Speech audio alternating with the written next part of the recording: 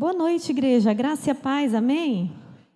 Como é bom, né? Estarmos reunidos na casa do Senhor, numa quarta-feira à noite, em comunhão, para louvar, para engrandecer o nome do Senhor, para aprender um com os outros. E quarta-feira passada começou novo tema, nova série, né? De todas as quartas-feiras do mês de novembro, com o tema Como Ser uma Igreja Amorosa. É tão bom quando a gente chega num lugar e a gente se sente amado, a gente se sente cuidado, né? A gente se sente fazendo parte. Isso é muito bom. E a tia Alba falou do irmão Gilvan, né? Quando ele encontrou com a filha dele, ele disse: eu estou sendo cuidado, amado pela minha igreja. E foi assim, e é assim que eu também me sinto. Então, falar de como ser uma igreja amorosa, para mim é muito fácil, porque eu me sinto amada nessa igreja, né? Num dos momentos mais difíceis que eu vivi com a minha família, essa igreja nos abraçou. Nós também não temos família aqui. E foi a primeira igreja batista que nos abraçou. Igual fizeram com o irmão Gilvan. Chegavam lá em casa na hora do almoço com as panelas do almoço. Na hora da janta chegava com as panelas para a janta. Então era um cuidado muito grande. Isso a gente vê o amor do Senhor. Às vezes não precisa falar eu te amo. A gente mostra com as nossas atitudes, né? Com o nosso jeitinho, com o nosso abraço, com o nosso olhar.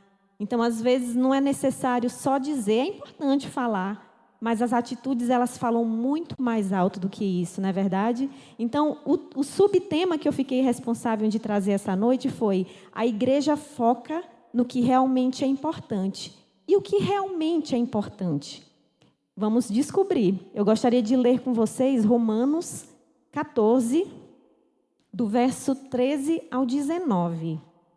Romanos capítulo 14, do verso 13 ao 19, que diz: portanto, deixemos de julgar uns aos outros. Em vez disso, façamos o propósito de não colocar pedra de tropeço ou obstáculo no caminho do irmão. Como alguém que está no Senhor Jesus, tenho plena convicção de que nenhum alimento é por si mesmo impuro, a não ser para quem assim o considere. Para ele é impuro. Se o seu irmão se entristece devido ao que você come, você já não está agindo por amor. Por causa da sua comida, não destrua seu irmão, porque em Cristo morreu. Aquilo que é bom para vocês não se torne objeto de maledicência, pois o reino de Deus não é comida nem bebida, mas justiça, paz e alegria no Espírito Santo. Aquele que assim serve a Cristo é agradável a Deus e aprovado pelos homens. Por isso, esforcemo-nos em promover tudo quanto conduz à paz e à edificação mútua. Vamos orar mais uma vez? Pai, te agradecemos por essa noite na tua presença. Que o Senhor possa nos ensinar um pouco mais da tua palavra, que possamos aprender com os outros e colocar, Senhor, que as tuas escrituras nos ensinam em prática, para realmente vivermos os valores que tu nos ensina e que cada vez mais possamos nos tornar uma igreja amorosa, para que o teu nome seja glorificado nesta cidade. Nós te agradecemos em nome de Jesus. Amém. A passagem bíblica de Romanos 14, ela foi escrita por Paulo, né, durante a sua estadia em Corinto. A passagem bíblica, ela nos ensina sobre o amor ao próximo, sobre o respeito, sobre ter compaixão pelas escolhas dos outros. Porque cada um tem um pensamento diferente. Já pensou se todo mundo pensasse igual? Aí a confusão era maior, mas cada um pensa de uma maneira diferente, cada um tem uma vivência diferente. Então as pessoas, elas podem ter opiniões diferentes e modos de agir diferentes. Mas o que é importante de nos lembrarmos realmente? Vamos ler Romanos 14, o verso 5 e 6. Romanos 14, o verso 5 e 6, que diz: há quem considere um dia mais sagrado que outro. Há quem considere iguais todos os dias. Cada um deve estar plenamente convicto em sua própria mente. Aquele que considera um dia como especial, para o Senhor assim o fez. Aquele que come carne para o Senhor, pois dá graças a Deus. E aquele que se abstém, para o Senhor se abstém e dá graças a Deus. Romanos 14 enfoca a questão da liberdade cristã e como ela se relaciona na nossa interação uns com os outros. Nós temos essa liberdade. mas essa liberdade tem que vir com amor, né? Porque nós somos livres em Cristo, que nós vamos fazer tudo o que vem na nossa cabeça sem pensar no que o outro vai pensar da gente. A gente também tem que pensar no próximo, é com amor, né? Do que ele vai achar daquilo que a gente está fazendo. Então, neste capítulo, Paulo aborda divergências dentro da igreja primitiva, lá naquele tempo, lá atrás, a respeito de certas práticas, de como comer, beber, de observar certos dias. Essa passagem bíblica, ela faz parte da carta que o apóstolo escreveu aos cristãos lá em Roma. E na época, havia uma grande diversidade de costumes, de tradições, e eles tinham dificuldades em conviver com essas diferenças, porque uns pensavam que podiam comer certas coisas e outros não, então tinha aquela confusão e aquele julgamento. Alguns, por exemplo, só comiam legumes e se recusavam a comer carnes, enquanto os outros não viam problema de comer de tudo. Então, essa divergência de opinião gerava o quê? Conflito no meio da igreja. E aí foi o que levou Paulo a escrever sobre esse assunto. Naquele tempo, os judeus eram cercados de todo tipo de restrição, quanto à comida, quanto à bebida, com quem eles podiam conversar, na casa de quem eles podiam entrar, no que eles podiam tocar, restrições de dias também. E o judeu que creu em Jesus como Senhor e Salvador, ele devia entender que aquelas normas que foi dado lá no tempo de Moisés, elas foram passadas com um propósito, mas que havia se cumprido em Cristo e que agora ele era livre. Jesus veio para que fôssemos livres. Ele morreu na cruz para que nós fôssemos livres. Então já não precisava mais daquelas restrições, mas nem todos pensavam assim.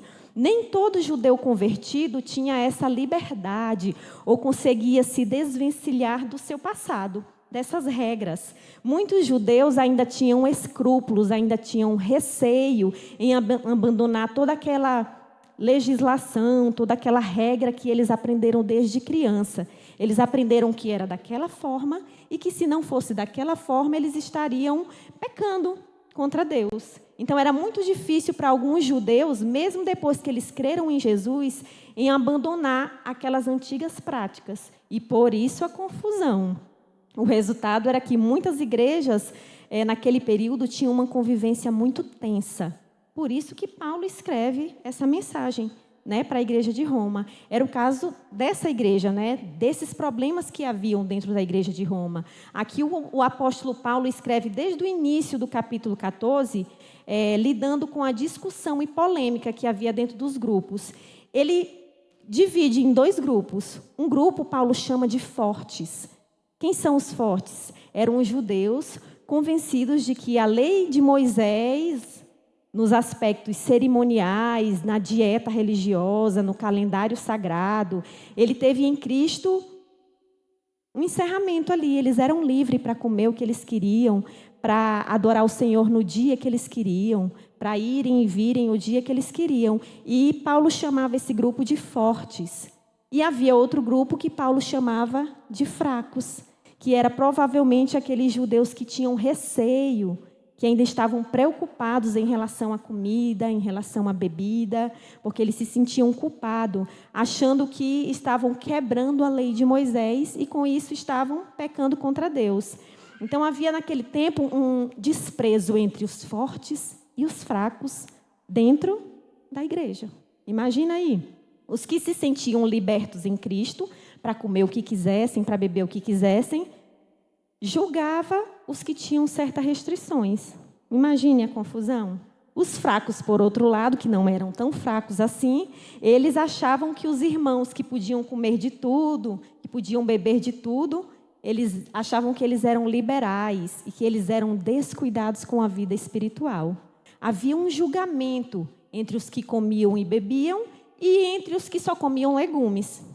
Mas como lemos lá no capítulo 14, no verso 13, Paulo começa exortando os crentes a não julgarem por causa dessas diferenças de opiniões, porque esse não é o nosso dever julgar. Quem julga é Deus, não é nosso. Ele argumenta que devemos aceitar uns aos outros, mesmo que a gente tenha convicções diferentes, mesmo que a gente tenha pensamentos diferentes, a gente deve aceitar o nosso irmão, a gente deve respeitar o nosso irmão. A gente aprende um com os outros, a gente pode ensinar da palavra para os novos, a gente pode dar um conselho, mas cada um tem uma mentalidade, cada um tem a sua convicção. E Paulo quer ensinar que a gente não deve discutir por conta disso, gerar desarmonia no meio do corpo de Cristo por isso. Paulo enfatiza a importância de não fazer tropeçar os nossos irmãos. Às vezes, com uma palavrinha, a gente pode fazer o nosso irmão que está mais fraquinho na fé tropeçar. Então, a gente tem que ter sabedoria no que falar, como resolver certas situações que acontecem no meio da igreja, porque acontece. Nós não somos perfeitos, não existe igreja perfeita, né? Mas existem servos do Senhor buscando sabedoria, buscando conhecimento. Paulo conclui em Romanos 14, enfatizando a importância de viver em paz. Como é bom a gente chegar num lugar que tem paz, não é verdade? Chegar e você sentir leveza, você sentir que você pode passar por todos os irmãos e falar com todos. Você pode se sentir em paz no lugar em que você vem congregar. É muito difícil quando você entra e tem alguém que você não pode falar, você não pode olhar. Como é que pode isso, né? Será que o Senhor recebe a nossa adoração? Será que o Senhor recebe o nosso louvor no meio de uma igreja que não tem harmonia? Então, em Paulo, ele foca muito sobre isso. Ele argumenta que o reino de Deus não é sobre as práticas externas, sobre coisas pequenas, mas sim sobre justiça, paz e alegria no Espírito Santo. Em Romanos 14, 16, que nós já lemos, que diz: aquilo que é bom para vocês não se torne objeto de maledicência. Muitas vezes nós nos deparamos com situações em que a escolha da outra pessoa não é exatamente a nossa mesma escolha. Não é verdade? Como eu falei, pensamentos diferentes, seja na alimentação, seja na vestimenta, na religião ou em qualquer outra área da vida, é comum que as pessoas tenham preferências diferentes. Porém, o que não é muito comum é a capacidade de respeitar essas diferenças e não julgar o outro por suas escolhas. Às vezes a gente quer que a pessoa seja igual a gente, se vista do mesmo jeito da gente, fale igual a gente. E isso não vai acontecer, porque somos pessoas diferentes. Mas temos que amar, temos que respeitar. Romanos 14, 16 nos ensina a não tornar aquilo que é bom para nós objeto de maledicência. Ele lembra nesse verso que aquilo que é bom para mim pode não ser bom para você e vice-versa. E que não podemos julgar os outros pelas suas escolhas. Em vez disso, vamos buscar a paz e a união entre os irmãos, sempre respeitando uns aos outros. Essa mensagem, irmão, ela é muito relevante nos dias de hoje, em que vivemos numa sociedade cada vez mais diversa. Hoje em dia parece que está mais complicado, eu não sei, mas parece. Né? Os pensamentos são muito diferentes, as pessoas são muito diferentes, muita coisa mudou. De quando eu era pequena, hoje em dia, tem coisas que eu não acredito que eu estou vendo, que eu estou ouvindo, muita coisa mudou. Mas eu vou entrar em confusão, em discussão por conta disso? Não. Até porque a gente não tem a capacidade de mudar ninguém. Quem muda é o Senhor, é o Espírito Santo. Eu posso ajudar, eu posso aconselhar, eu posso orar. Mas brigar e querer que a pessoa mude, ou a pessoa querer que eu mude, quem tem esse papel é o Espírito Santo. É importante lembrar que cada pessoa tem a sua própria história, tem a sua própria vivência. Cada pessoa que foi criada em uma família onde os pais ensinaram valores diferentes. Seus valores, o que você aprendeu com sua mãe e seu pai, foi o que o meu pai e minha mãe me ensinou diferente. Então, não vamos brigar por conta disso, né? Nós vamos respeitar. Essa mensagem de Romanos 14 é fundamental para uma convivência saudável e harmoniosa entre as pessoas. E nós temos que lembrar de praticar isso em todas as áreas da nossa vida. Eu gostaria de ler com vocês Romanos 15, do verso 2 ao 6. Romanos 15, do verso 2 ao 6, que diz: cada um de nós deve agradar ao seu próximo para o bem dele, a fim de edificá-lo. Pois também Cristo não agradou a si próprio, mas como está escrito, os insultos daqueles que te insultam caíram sobre mim. pois tudo o que foi escrito no passado foi escrito para nos ensinar, de forma que, por meio da perseverança e do bom ânimo procedentes das Escrituras, mantenhamos a nossa esperança.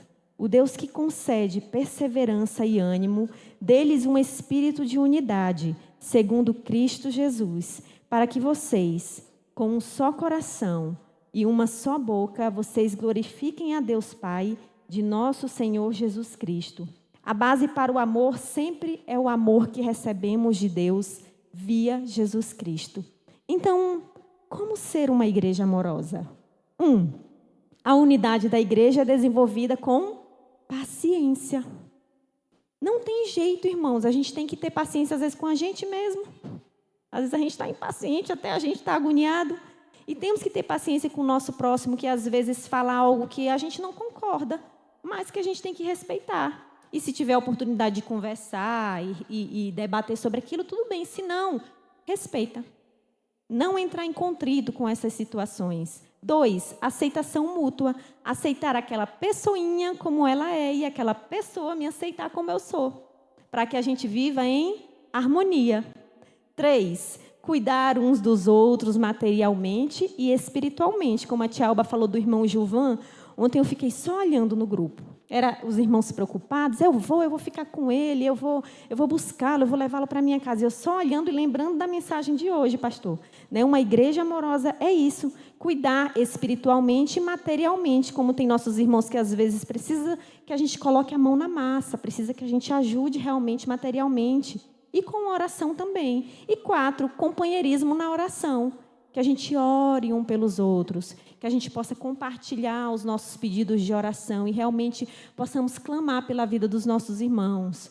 Porque, como a palavra fala, no mundo nós teremos aflições. E quantas vezes estamos aflitos e precisamos de alguém que interceda por nós, não é verdade? Então, isso também é ser uma igreja amorosa. O capítulo 14 fala sobre questões menores, como comida e bebida e como isso pode atrapalhar, nesse capítulo.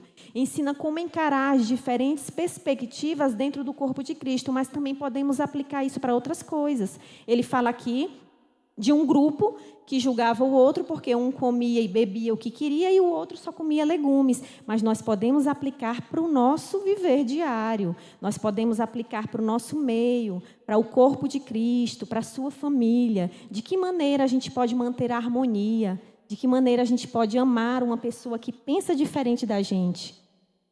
Às vezes a gente diz, aquela pessoa é difícil. Mas e nós? Será que nós não somos difíceis? Alguém pode olhar e dizer, irmã Riane, é difícil, viu? Só Jesus na causa dela. Então, a gente tem que entender que cada um tem um pensamento diferente, que a gente tem que respeitar e tem que amar. Tem que amar. Paulo não pede no capítulo 14 e 15 que as pessoas abandonem as suas convicções. Cada um aqui tem suas convicções, mas que vivam sem brigar por conta disso. Até porque cada um vai dar conta de si a Jesus e não do seu irmão. Não é verdade? A liberdade que temos em Cristo deve ser controlada com amor. Não é porque eu sou livre em Cristo que eu vou fazer tudo o que eu achar que é certo, sem se preocupar com o que o outro vai pensar. Se eu estou com um certo tipo de roupa aqui em cima e eu acho que vai escandalizar, eu gostava antigamente, eu não vou negar, vou falar aqui para vocês, vou confessar, que eu antigamente não achava, e não acho ainda, mas eu vinha com meu batom vermelhão, o pastor já viu várias vezes, e eu aqui com meu bicão, era o bico, cantando. É pecado, eu vou para o inferno por conta disso? Não. Mas os meus beiços não precisam chegar primeiro do que eu. Quem tem que chegar é Jesus, quem tem que brilhar é Jesus, quem tem que chamar a atenção é Jesus. Então eu aprendi que não, eu não devo subir aqui com os beiços brilhando, e chegando primeiro que eu. Quem tem que chegar é Jesus. Ele é a estrela maior, que ele cresça e que realmente eu diminua. Então são essas coisinhas. É errado? Não, mas eu prefiro não fazer, para não escandalizar, para não chamar a atenção mais do que Cristo. Então, é essas coisas pequenas que a gente tem que analisar. Será que o que eu estou vestindo, Jesus vestiria? Será que o que eu estou usando, Jesus usaria? Será que a maneira como eu estou falando, Jesus falaria? Ela legal a gente analisar isso, pensar dessa forma, né? Então, essa passagem de Romanos 14, ele tem 4 subpontos. Rapidinho eu vou falar. A primeira é o tema, né, que fala sobre a liberdade cristã e que ela tem que ser limitada ao amor pelo próximo. No verso 15 diz: se o seu irmão se entristece devido ao que você come, você já não está agindo por amor por causa da sua comida. Não destrua seu irmão por quem Cristo morreu. Escandaliza o seu irmão? Não faz. Ah, irmã Riane, mas eu não vou fazer só porque o irmão vai ficar chateado? Porque não sou eu que estou dizendo, é a palavra. É a palavra, nós temos que ser sábios no Senhor, né? Buscar essa sabedoria na palavra do Senhor. Segundo subponto, Paulo diz que nós devemos ter cuidado que a liberdade cristã não seja a razão de falatório. Ele orienta que a gente não dê motivos para que a nossa liberdade seja mal falada. Então, a maneira de se vestir, a maneira de se falar, a maneira de falar com o outro, respeitar o outro. Na nossa casa também, tem pessoas aqui que não têm pessoas que são cristãs dentro de casa. Então, às vezes, eles fazem alguma coisa que a gente vai lá cutucar, mas para ele está certo. E aí, vamos brigar por conta disso? Entrega para o Senhor, porque quem vai fazer é o Senhor, quem faz o milagre é o Senhor. 3, a liberdade cristã tem que ser limitada pelos interesses do reino de Deus, mais do que pelos nossos próprios interesses. Tudo que a gente faz deve ser pensando no reino do Senhor, mais do que nos nossos próprios interesses. No verso 19 diz: por isso, procuremos sempre as coisas que trazem a paz e que nos ajudam a fortalecer uns aos outros na fé. 4, a liberdade cristã não é uma coisa que é para ser ostentada. Às vezes tem que ser desfrutada privadamente mesmo. Verso 22 diz: mas guarde entre você mesmo e Deus o que você crê a respeito desse assunto. Antigamente, quando eu aceitei a Cristo em outra cidade, em outra denominação, para alguns irmãos, eu morava num bairro que era na praia, era 5 minutos da praia. E para alguns irmãos era pecado ir na praia, né? Eles não tinham esse pensamento de que, como cristão, nós podemos ir na praia. É lógico que vestidos modestamente, né? Ver as belezas que o Senhor criou, ver um pôr do sol, dar uma caminhada. E para alguns irmãos era pecado. Não pode, cristão não pode ir para a igreja. E para a praia, olha para a igreja. Para a praia, não pode ir para a praia. E aí, esse não era o meu pensamento, né? Mas eu ia para a praia, modestamente, caminhava, mas eu não precisava divulgar. Ei, irmão, principalmente para aquele que achava que era pecado. Ei, irmão, fui para a praia, fui ver o pôr do sol, olha a foto. Não, foi algo que eu fiz privadamente, entre eu e o Senhor. Quantas vezes fui na praia para orar, gente? Para orar, chamava uns irmãos no pôr do sol e nós íamos orar, mas para alguns irmãos é pecado. É o pensamento dele. E eu não vou discutir, a gente não vai brigar por conta disso, né? Então, o problema daqueles irmãos é que eles estavam discutindo por pequenas coisas. Coisas tão fúteis, tão pequenas, que atrapalhavam o louvor e a adoração ao Senhor. E que não tinham nada a ver com o reino de Deus. Porque o reino de Deus é muito mais do que isso. O reino de Deus é justiça, paz e alegria no Espírito Santo. E Paulo diz que é isso que eles deveriam buscar. É focar no que é realmente importante. É no reino de Deus. É no amor ao próximo. Eu ouvi uma frase que eu achei muito interessante e que diz assim: nas coisas essenciais, unidade. Nas coisas secundárias, tolerância. E em todas as coisas, amor. É o amor. É o amor que vem de Deus, é o amor que o Senhor nos ensina. Para finalizar, eu quero deixar um versículo para a igreja, que eu amo esse versículo. É um versículo muito conhecido, mas que eu gosto demais e eu gostaria de deixar com carinho para vocês, que se encontra em Romanos 15, 13, e diz assim: que o Deus da esperança os encha de toda alegria e paz por sua confiança nele, para que vocês transbordem de esperança pelo poder do Espírito Santo. Vamos orar? Você pode fechar o seu olho? Senhor, Ajuda-nos a sermos sensíveis ao impacto de nossas palavras e de nossas ações na vida dos outros.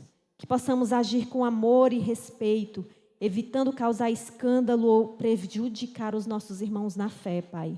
Que possamos realmente viver o que a Tua palavra ensina. Que possamos amar os nossos irmãos, mesmo com suas diferenças.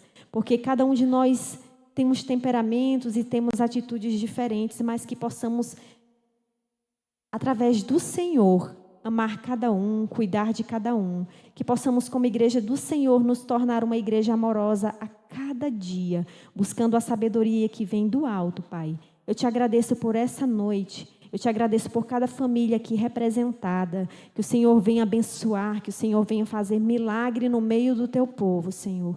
Eu te agradeço em nome de Jesus pelo teu imenso amor. Amém.